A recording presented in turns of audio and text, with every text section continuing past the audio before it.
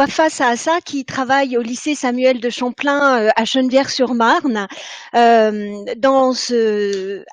pour ce scénario et dans l'ensemble des scénarios qu'elle réalise dans son établissement, a vraiment su installer un espace de travail figital, ce qui est préconisé dans les bacs pro tertiaires commerciaux ou tertiaires administratifs, pour permettre aux élèves de travailler dans des conditions simulant la réalité. Donc cet espace figital, c'est un espace physique qui simule des bureaux sous forme d'open space, donc avec une organisation de la salle un peu particulière, mais aussi un système d'information complet, dont bien sûr le centre et le PGI. Alors, je ne vais pas être plus long que ça, je vous laisse découvrir son scénario qu'elle a imaginé au sein d'une entreprise pédagogique, PFRC, et qui est vraiment ancré en termes d'activité dans la réalité numérique des organisations.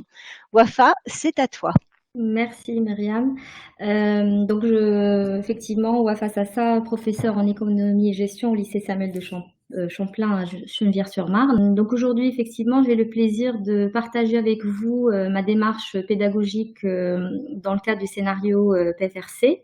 Ce scénario peut être proposé à des élèves en classe de première ou de terminale du baccalauréat professionnel Agora, assistance à la gestion des organisations et de leur activité. Alors tout d'abord, le référentiel du baccalauréat Agora s'articule autour de 3 blocs de compétences spécifiques à 3 processus métiers, à savoir la gestion des relations avec les clients, les usagers et les adhérents, l'organisation et le suivi de l'activité de production de biens ou de services et l'administration du personnel. PFRC, partenaire de la formation de la relation client, est une organisation fictive créée pour ce scénario pédagogique. Et PFRC est un organisme de formation spécialisé dans la relation client. Son offre de formation à la carte et sur mesure, en présentiel et à distance, vise à accompagner les clients dans le développement de compétences, d'outils ou de techniques axées sur la relation client, à la fois dans sa dimension stratégique ou opérationnelle. Le contexte de travail, comme l'a précisé Myriam Mazouye, est un environnement figital. Donc l'apprenant Agora dans ce scénario occupe le poste d'assistant administratif stagiaire auprès des différentes directions de l'entreprise. Pour construire l'histoire du scénario, je me suis inspirée des processus métiers et des processus support d'un organisme de formation et des différentes situations professionnelles qui les composent, que j'ai transformées dans un deuxième temps en situations d'apprentissage contextualisées et situées.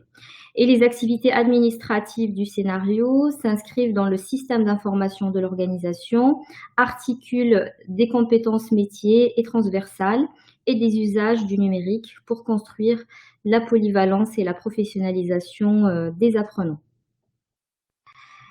Le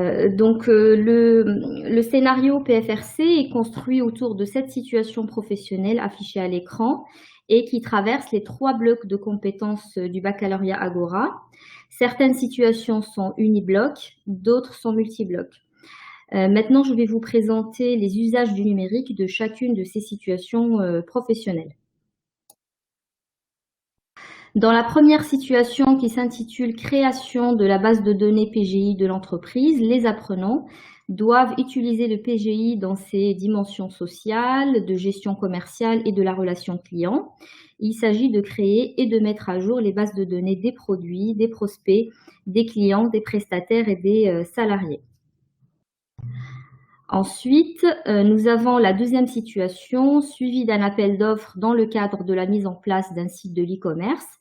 Ici, l'apprenant recherche des prestataires de communication pour la création du site web de l'entreprise. Il participe à des réunions pour la définition du cahier des charges. Il est associé également au choix du template, de l'arborescence et de la charte graphique du site web. Et l'apprenant s'occupe également de la facturation dans le PGI. Ensuite, dans la situation numéro 3, organisation et mise en place d'une action de formation préalable au recrutement, l'apprenant participe activement au processus de production, organise des formations à distance, planifie des rendez-vous avec l'outil Doodle, prend en charge la chaîne administrative de la vente dans le PGI, ainsi que l'administration d'une enquête de satisfaction client en ligne. Dans cette situation, plusieurs savoirs sont abordés comme la signature électronique et la protection et la sécurité des données, notamment en lien avec le RGPD. On continue. Donc la situation 4, dans cette situation, l'apprenant simule l'aménagement d'une salle de formation dans le logiciel gratuit 3D Cozy Casa, compare les prix du mobilier sur des sites comparateurs en ligne et évalue la qualité des produits grâce à des informations collectées sur Internet.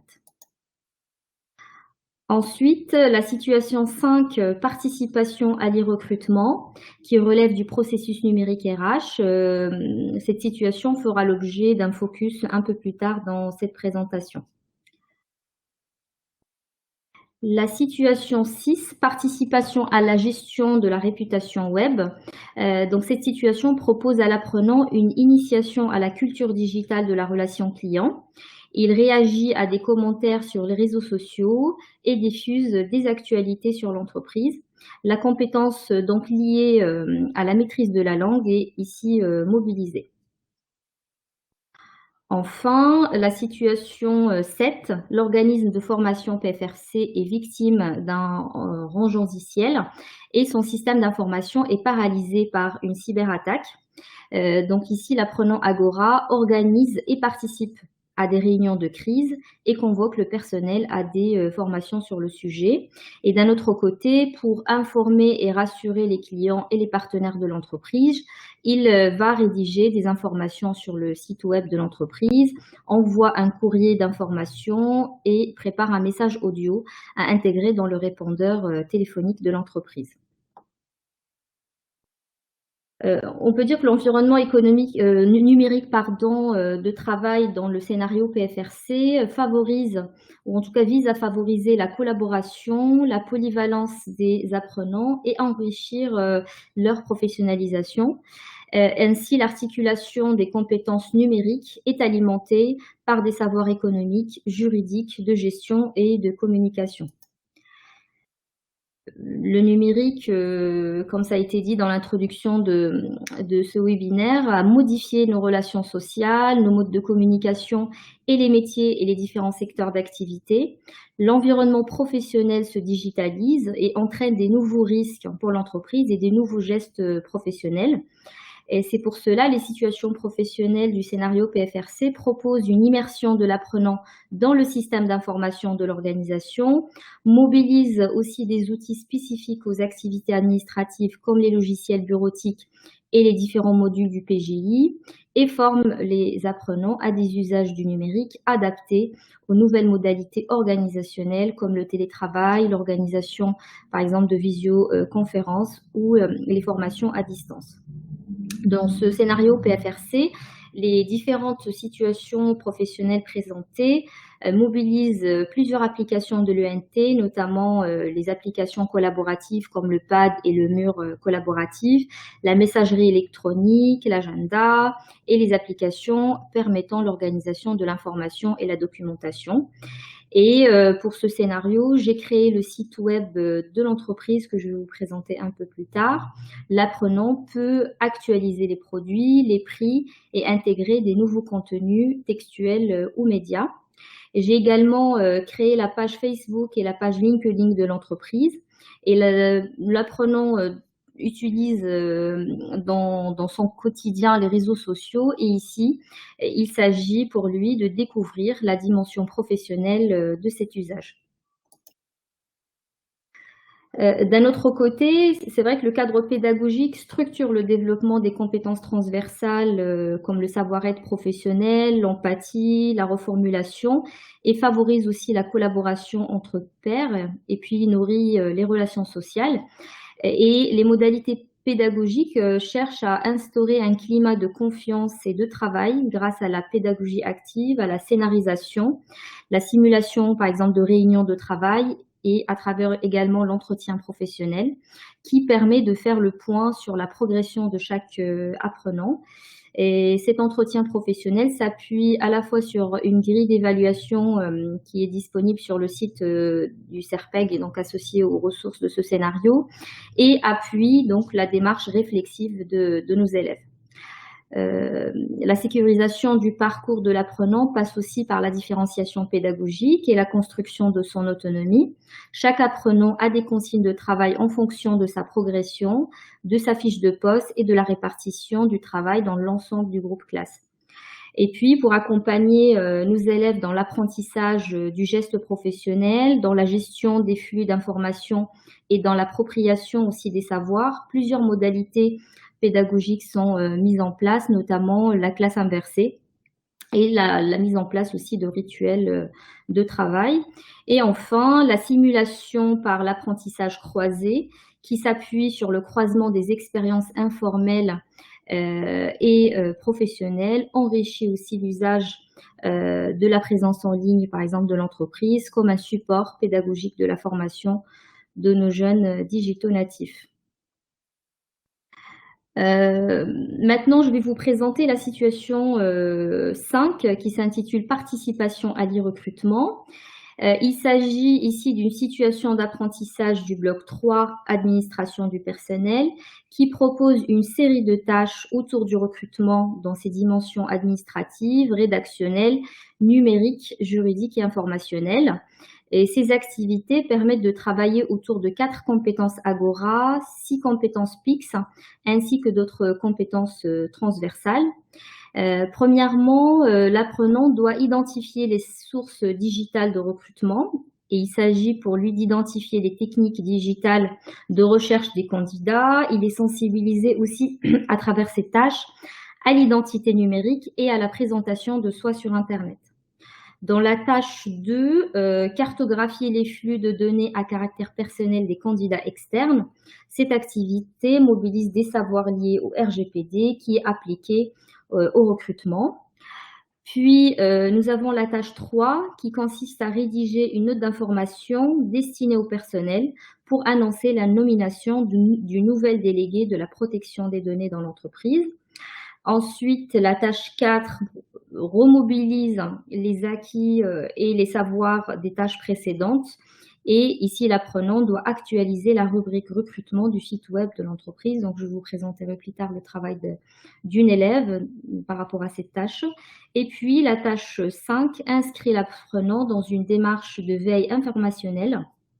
Et l'élève ici apprend à automatiser ses recherches avec NetVise ou Google Alert et à s'inscrire aussi dans des newsletters. Les transversalités, par exemple, de cette situation professionnelle sont multiples, notamment avec l'économie-gestion, avec la co-intervention, mais aussi avec le bloc 1 du référentiel des compétences Agora. Puisque si dans le bloc 1 qui est axé sur la relation client, nous parlons par exemple de prospection, de promotion et d'e-réputation, ici il s'agit aussi de chercher des candidats en ligne, de séduire des talents et de promouvoir la marque employeur de l'entreprise. Maintenant, je vous propose une présentation de la rubrique recrutement du site web avant et après sa mise à jour. Donc, je vais partager mon écran. Là, c'est le site web de l'entreprise que j'ai créée. Et donc, pour réaliser la tâche 4 de la situation professionnelle 4, donc la page initiale dédiée au recrutement de l'entreprise PFRC est finalement une page web très simple dans laquelle donc les candidats ou les internautes peuvent consulter les offres d'emploi de l'entreprise. Et l'idée, c'est effectivement inviter les élèves à analyser cette rubrique et proposer effectivement une nouvelle modalité pour justement que des candidats puissent déposer par exemple leur offre à travers donc des candidatures spontanées. Donc là, c'est une proposition de correction où effectivement l'idée c'est aussi inviter les élèves à peut-être réfléchir à un titre qui séduit plus peut-être et qui est plus attractif sur de la nouvelle page dédiée au recrutement. Donc là, par exemple, rejoindre PFRC. Et donc, à travers la tâche 5, ici, il s'agit pour l'internaute de consulter, d'accepter et de refuser les conditions de traitement des données à caractère personnel.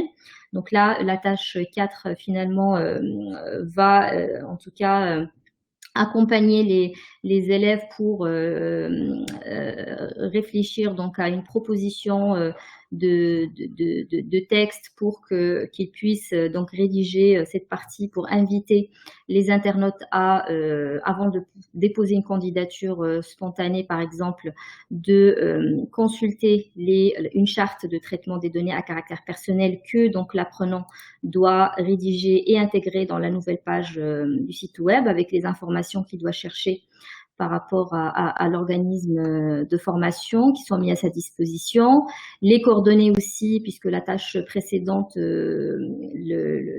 l'élève annonçait à l'entreprise, ou au personnel en tout cas, la nomination du nouvel délégué de la protection des données. Donc, il faut aussi actualiser la charte qui est proposée. Donc, et puis, l'idée, c'est effectivement lorsque les candidats acceptent donc cette charte, ils ont donc la possibilité de postuler dans le cadre d'une candidature spontanée ou dans le cadre d'une candidature suite à une offre. Et puis si l'internaute n'accepte pas, et donc il revient sur la page d'accueil.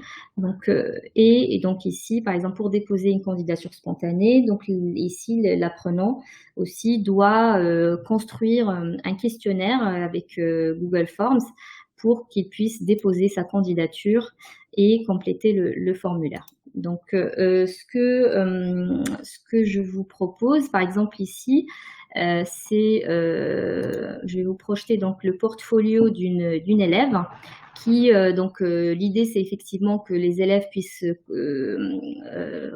réaliser cette page web dédiée au recrutement, et donc l'espace qui est proposé pour les élèves c'est de le faire dans leur portfolio numérique. Et donc là, par exemple, dans la rubrique Mes compétences, donc cet élève a fait le choix effectivement de regrouper ses compétences métiers autour de 3 thématiques: gestion, secrétariat et des compétences RH. Et donc là, par exemple, quand on va cliquer sur donc la participation au recrutement du personnel, ici, l'élève donc a construit effectivement sa page web autour des offres. Donc là, cette rubrique va renvoyer sur les offres, donc la page existante du site de l'entreprise, donc la page de tout à l'heure. Et puis, dans le cas du candidature spontanée, donc l'internaute arrivera effectivement sur la proposition de texte que l'élève a travaillé pour justement inviter l'internaute à consulter la charte de traitement des données à caractère personnel, puis rappeler aussi le cadre légal par rapport justement au traitement de ces données, y compris sur le délai de conservation, par exemple, de ces données. Et puis, j'accepte cette charte et je postule. Donc là, par exemple, l'élève a fait le choix de créer donc un texte au lieu de 2 boutons, par exemple, comme j'ai proposé dans la proposition de correction. Et normalement, ce bouton permet de postuler et compléter le formulaire en ligne à créer avec Google Forms. Voilà. Donc là, ce portfolio, effectivement, c'est un bac à sable en fait de l'élève qui lui permet effectivement tout au long de la formation de valoriser ses compétences portfolio qui est aussi accessible aux tuteurs de stage, aux professeurs, notamment par exemple les professeurs de langue, où on peut effectivement imaginer d'intégrer des compétences liées, des compétences linguistiques par exemple, numériques, etc. Et donc pour construire ce portfolio, j'ai proposé aux élèves donc un parcours dans Moodle. Donc c'est un module qui est proposé dans l'ENT, donc dans le cadre d'une classe inversée. Et donc les élèves peuvent donc à travers donc un parcours qu'ils peuvent réaliser en autonomie donc leur portfolio numérique. Donc dans la classe, on a fait le choix de l'outil Wix dans sa version gratuite. Et donc, ce portfolio, il est à la fois, effectivement, comme je disais, à la fois le bac à sable de l'apprenant tout au long de sa formation, mais aussi la vitrine de ses productions numériques pour ses pairs, pour ses proches et aussi pour ses tuteurs de PFMP et ses professeurs. Donc, c'est un outil qui n'est pas pour moi, en tout cas, ce n'est pas un outil qui est utilisé dans le cadre d'une évaluation sommative ou encore moins pour l'évaluation certificative, mais on est en tout cas sur un outil qui est purement dans le cadre de l'évaluation formative et pour aussi que ça soit un espace qui accueille les productions numériques des élèves et qui aussi peut leur permettre de valoriser des productions et des travaux qu'ils réalisent tout au long de leur formation, que ce soit en lycée ou plus tard dans le cadre d'une poursuite d'études, par exemple. Voilà, donc ma présentation arrive à sa fin. Donc, je ne sais pas si vous avez des questions. Donc, les ressources de mon scénario sont disponibles sur le site du CERPEG. Donc, je suis disponible pour répondre peut-être à des questions.